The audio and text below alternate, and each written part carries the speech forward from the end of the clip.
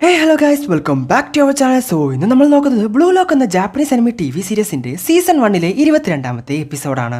So ഇനി 2 episode കൂടിയേ ബാക്കിയുള്ളൂ. അത് കഴിഞ്ഞ സീസൺ 1 അവസാനിച്ചു. അടുത്തത് നമ്മൾ ഏത് ആനിമയാണ് ചെയ്യേണ്ടതെന്ന് തീർച്ചയായിട്ടും താഴെ കമന്റ് ചെയ്യുക. അപ്പോൾ സമയം കളയാതെ നേരെ എപ്പിസോഡിലോട്ട് പോകാം. എപ്പിസോഡ് തുടക്കത്തിൽ നമ്മൾ കാണുന്നത് ടീം വൈറ്റ് വളരെയധികം ടെൻഷനായിട്ട് നിൽക്കുന്നതാണ്. സോ ഒരു ഗോൾ കൂടി അടിച്ചു കഴിഞ്ഞാൽ തീർച്ചയായിട്ടും അവർ ഈ മത്സരത്തിൽ വിജയിക്കും. ഒരിക്കലും അവരുടെ മുമ്പിൽ തോറ്റു കൊടുക്കരുത്. ഇവിടെയുള്ള എല്ലാ പ്ലേയേഴ്സും വളരെയധികം ടയർഡ് ആയപ്പോഴും ആവശ്യം മാത്രമാണ് ഇപ്പോഴും എനർജറ്റിക് ആയിട്ട് കളിക്കുന്നത്. ഈ കാര്യം ഞാൻ മനസ്സിലാക്കുന്നതിന് മുൻപ് തന്നെ റിൻ അത് മനസ്സിലാക്കിയിരിക്കുന്നു.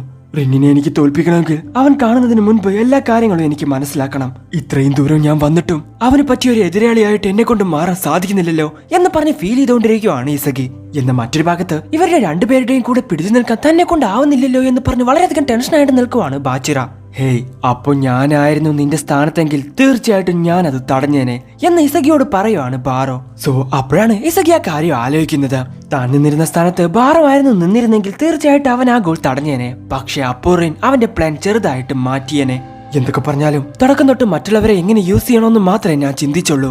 എന്നെ എങ്ങനെ യൂസ് ചെയ്യണമെന്ന് ഞാൻ ഒരിക്കൽ പോലും ചിന്തിച്ചില്ല. റിന്നിനെ എനിക്ക് തോൽപ്പിക്കണമെങ്കിൽ എനിക്ക് ചെയ്യാൻ പറ്റുന്ന ഒരേ ഒരു കാര്യം അവൻ എന്നെ കൺട്രോൾ ചെയ്യാതെ നോക്കുന്നത് മാത്രമാണ് എന്ന് ചിന്തിക്കുകയാണ് ഇസഗി. സോ വീണ്ടും മാച്ച് ആരംഭിക്കുന്നു. ഇപ്പൊ ഇസഗിയുടെ കയ്യിലാണ് ബോൾ ഇരിക്കുന്നത്.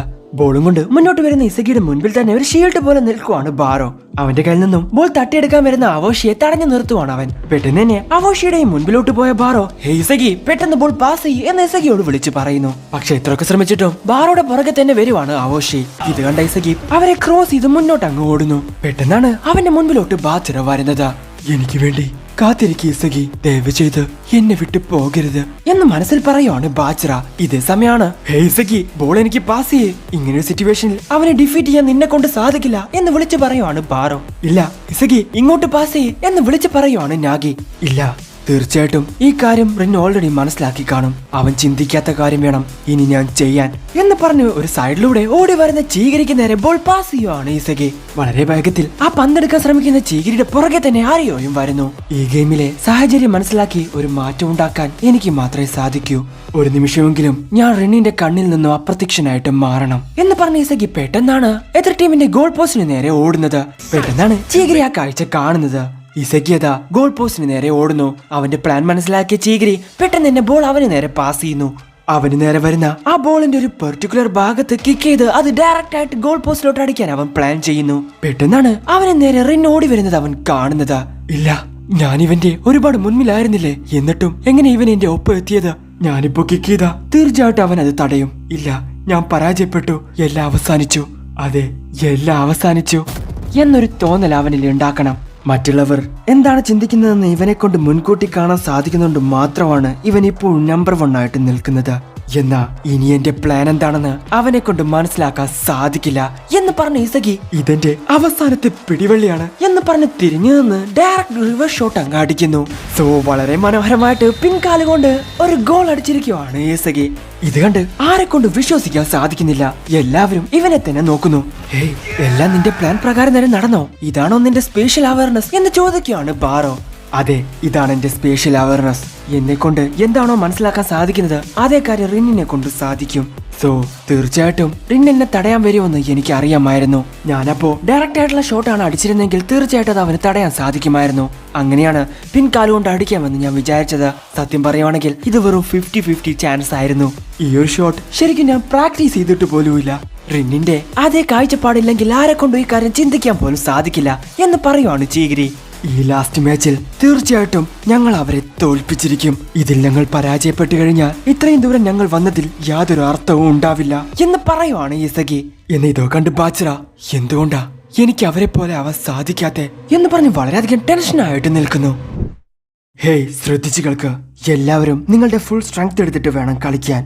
ഇനി ഗോൾ അടിക്കേണ്ടത് എന്റെ ആവശ്യമാണ്. സോ തീർച്ചയായിട്ടും എനിക്ക് ഒരു ഗോൾ കൂടി അടിച്ചേ പറ്റൂ എന്ന് പറയുവാണ് റിൻ.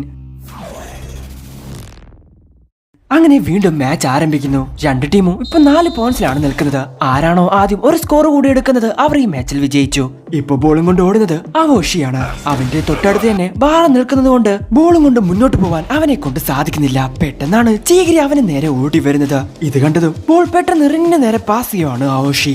എന്നാൽ അവന്റെ അടുത്ത് തന്നെ ഇസഗി ഉണ്ടായത് കൊണ്ട് പെട്ടെന്ന് റിൻ ആ ബോൾ എടുത്ത് ഹൈറ്റ് ആയിട്ട് ആരെയോ കെട്ടുകൊടുക്കുന്നു. ഹൈറ്റായിട്ട് ചാടി ആ ബോൾ എടുക്കാൻ വേണ്ടി ശ്രമിക്കുന്ന സമയത്താണ് പെട്ടെന്ന് അങ്ങോട്ട് നാഗി വരുന്നത്. അവന്റെ ബോൾ കൺട്രോൾ ഉപയോഗിച്ച് ആ ബോൾ കൺട്രോൾ ചെയ്യാൻ വേണ്ടി അവൻ ശ്രമിക്കുന്നു. എന്നാൽ നാഗിയേക്കാൾ ഹൈറ്റുള്ള അറിയോ വീണ്ടും മുകളിലോട്ട് ചാടി വളരെ സിമ്പിൾ ആയിട്ട് തന്നെ അവന്റെ കയ്യിൽ നിന്നും ആ ബോൾ തട്ടിയെടുക്കുന്നു. ഇനി ആർക്ക് പാസ് ചെയ്യണമെന്ന് പറഞ്ഞ് നിൽക്കുന്ന സമയത്ത് എല്ലാവരുടെ കൂടെ ഡിഫൻഡേഴ്സ് നിൽക്കുന്നുണ്ട്. പെട്ടെന്ന് തന്നെ പുറകിൽ നിൽക്കുന്ന ബാച്ചറയ്ക്ക് നേരെ അവൻ ബോൾ ഇട്ടു കൊടുക്കുന്നു. അവന്റെ കയ്യിൽ ബോൾ കിട്ടിയതും എല്ലാവരും മുൻപിലോട്ട് ഓടുന്നു. എന്നാൽ ബാച്ചറയ്ക്ക് എന്ത് ചെയ്യണമെന്ന് ഒരു ഐഡിയയും കിട്ടുന്നില്ല. ഞാൻ എന്ത് ചെയ്താലാ ഇവർ രണ്ടുപേരും എന്നെ അംഗീകരിക്കുക? ഇവരുടെ കൂടെ പിടിച്ചു നിൽക്കണമെങ്കിൽ ഞാൻ എന്താണ് ശരിക്കും ചെയ്യേണ്ടത്? ഇതിനുള്ള ആൻസർ എന്റെ ഉള്ളിലിരിക്കുന്ന മോൺസ്റ്റർ നീയാണ് പറയേണ്ടത്. പറ, ഞാൻ എന്താണ് ചെയ്യേണ്ടത് എന്ന് ബാച്ചറ ചിന്തിക്കുന്ന സമയത്താണ് പെട്ടെന്ന് അങ്ങോട്ട് വന്ന ചീകിരി അവന്റെ കയ്യിൽ നിന്നും ആ ബോൾ തട്ടിയെടുക്കാൻ ശ്രമിക്കുന്നത്. സോ അവോഷിയുടെ നേരെ തെറിച്ചു വീഴുന്ന ആ ബോൾ എടുക്കാൻ ശ്രമിക്കുവാണ് ബാറോ. പെട്ടെന്ന് തന്നെ നിലത്ത് വീണ ബാച്ചറ എഴുന്നേറ്റ് ആ ബോൾ വീണ്ടും കൈക്കലാക്കാൻ വേണ്ടി ശ്രമിക്കുന്നു. പെട്ടെന്നാണ് അവന്റെ അടുത്തോട്ട് നാഗി വരുന്നത്. നിനക്ക് എന്തു പറ്റി? നീ ഇങ്ങനെയൊന്നും ആയിരുന്നില്ലല്ലോ. നീ മനഃപൂർവ്വം തോൽക്കാൻ ശ്രമിക്കുവാണോ? തോറ്റാലും അവൻ നിന്നെ തിരിച്ചെടുക്കുമെന്ന് നിനക്ക് തോന്നുന്നുണ്ടോ? സത്യം പറഞ്ഞ ഈ ഒരു സിറ്റുവേഷനില് ഞങ്ങൾക്ക് നിന്റെ ആവശ്യമില്ല. ഞങ്ങൾ ഇതിൽ വിജയിക്കുവാണെങ്കിൽ തീർച്ചയായിട്ടും ഞങ്ങൾ റിന്നിനെ ആയിരിക്കും തെരഞ്ഞെടുക്കുന്നത് എന്ന് പറയുവാണ് നാഗി. ഇത് കേട്ട് ബാച്ചർ ആകെ അങ്ങ് ഇല്ലാതാവുന്നു. അങ്ങനെയാണെങ്കിൽ ഞങ്ങൾ തോറ്റു കഴിഞ്ഞാൽ അവൻ എന്നെ തെരഞ്ഞെടുക്കില്ലേ? ഇല്ല ഇല്ല, ഞാൻ സമ്മതിക്കില്ല. ഇതേസമയം ബോളും കൊണ്ട് മുന്നോട്ട് പോയിക്കൊണ്ടിരിക്കുകയാണ് ബാറോ. എന്നാ ആവോഷിയുടെ ശല്യം സഹിക്കാൻ അവനെ കൊണ്ട് സാധിക്കുന്നില്ല. ഹേയ് ബാറോ, ബോൾ പാസ് ചെയ്യേ എന്ന് പറയുവാണ് ഇസഗി. സോ മറുത്തൊന്നും ചിന്തിക്കാതെ ബോൾ പെട്ടെന്ന് ഇസഗിക്ക് നേരെ അവൻ പാസ് ചെയ്യുന്നു. അത് നല്ലൊരു പാസ് ആയിരുന്നു ബാറോ എന്ന് പറഞ്ഞ് വീണ്ടും ബാറോക്ക് തന്നെ ബോൾ ഇട്ടു കൊടുക്കുവാണ് ഇസഗി. സോ ഇത് കണ്ട് റിന്നിനെ കൊണ്ട് വിശ്വസിക്കാൻ സാധിക്കുന്നില്ല.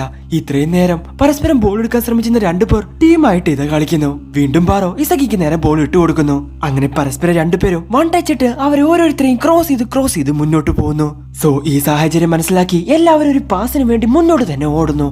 എന്നാൽ എല്ലാവരുടെയും പുറകെ ബാഷിറ ഓടിക്കൊണ്ടിരിക്കുകയാണ്. ഇല്ല, ഒറ്റയ്ക്കാവാൻ ഞാൻ ആഗ്രഹിക്കുന്നില്ല. എന്റെ ഫീലിങ്സ്, എന്റെ ഈഗോ, ഇതിലൊന്നും ഒരു കാര്യവുമില്ല. എനിക്ക് വിജയിക്കണം. അതിനി മരിക്കേണ്ടി വന്നാലും എനിക്ക് വിജയിച്ചേ പറ്റൂ. ഞാൻ കണ്ടെത്തിയതെല്ലാം ഈ ബ്ലൂ ലോക്കിൽ വെച്ചിട്ടാണ്. അതൊന്നും നഷ്ടപ്പെടാൻ ഞാൻ ആഗ്രഹിക്കുന്നില്ല. എനിക്ക് കിട്ടിയ ആദ്യത്തെ സുഹൃത്തിനെ നഷ്ടപ്പെടുത്താൻ ഞാൻ ആഗ്രഹിക്കുന്നില്ല. കാരണം പണ്ട് ഞാൻ അനുഭവിച്ച ഏകാന്തതയിലോട്ട് തിരിച്ചു പോവാൻ ഞാൻ ആഗ്രഹിക്കുന്നില്ല. ചെറുപ്പത്തിൽ എന്തെങ്കിലുമൊക്കെ ആവാൻ എല്ലാവരും ആഗ്രഹിക്കും. പക്ഷെ പ്രായമാകുമ്പോ അവരെ കൊണ്ട് അതിന് സാധിക്കണമെന്നില്ല. അതുകൊണ്ട് അവരവരുടെ മനസ്സ് പറയുന്നത് കേൾക്കാത്ത പോലെ നടിക്കുന്നു. അവസാനം വരെ മനസ്സെന്ന ആ ശബ്ദം പറയുന്നത് കേൾക്കാൻ അവരെ കൊണ്ട് സാധിക്കില്ല. എന്നാ ബാച്ചറ, നീ ഒരിക്കലും അങ്ങനെ ആവരുത്. നീ നിന്റെ മനസ്സ് പറയുന്നത് കേൾക്കണം.